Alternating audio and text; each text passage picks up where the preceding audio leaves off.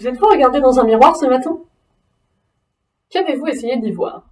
Si vous étiez assez bien habillé pour sortir?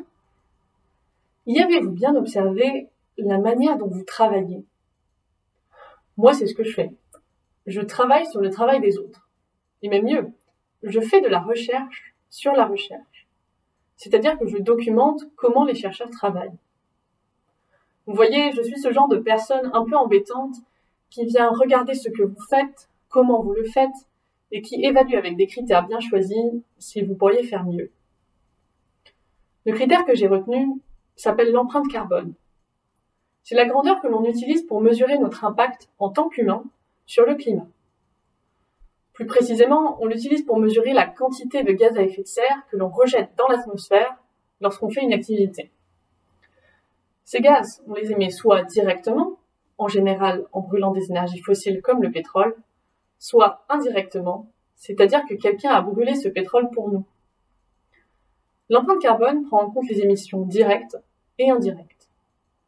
Ces gaz à effet de serre, dont le célèbre CO2, sont la cause du réchauffement climatique que nous sommes en train de vivre et qui va modifier la vie sur Terre. C'est pour cette raison qu'on s'y intéresse tant. Bon, eh bien moi j'utilise cette grandeur, l'empreinte carbone, pour évaluer l'impact de la recherche sur le climat. C'est un peu comme si j'observais les chercheurs dans leur laboratoire, puis recensais toutes leurs activités professionnelles. Il n'y a alors plus qu'à faire des calculs pour savoir si ces activités participent beaucoup ou peu au réchauffement climatique.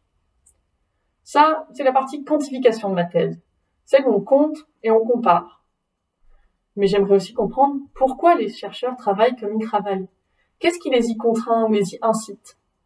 Et pour ce faire, je vais aller rencontrer les chercheurs de 2 laboratoires et je vais leur poser des questions. En fait, je vais leur tendre un miroir et regarder avec eux ce qu'on y voit. Bon, avec ça, on comprend comment les chercheurs travaillent et pourquoi ils travaillent ainsi. Et maintenant, si on regardait aussi sur quoi ils travaillent, quels sont les problèmes qu'ils essayent de résoudre? Et ces travaux de recherche vont-ils bien dans le sens de la vie et du bien-être sur notre planète? Eh bien, c'est une autre ambition de ma thèse. J'aimerais évaluer l'impact sur le climat des résultats des travaux de recherche. En fait, la question qui se cache derrière, c'est pourquoi fait-on de la recherche? Vous voyez, il suffit d'un miroir et nous voilà à nous questionner sur le sens de nos vies.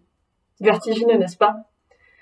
Eh bien, même si personne ne vient comme moi vous poser un miroir devant les yeux et vous obliger à le regarder, je vous invite à le faire vous-même, à vous poser ces mêmes questions.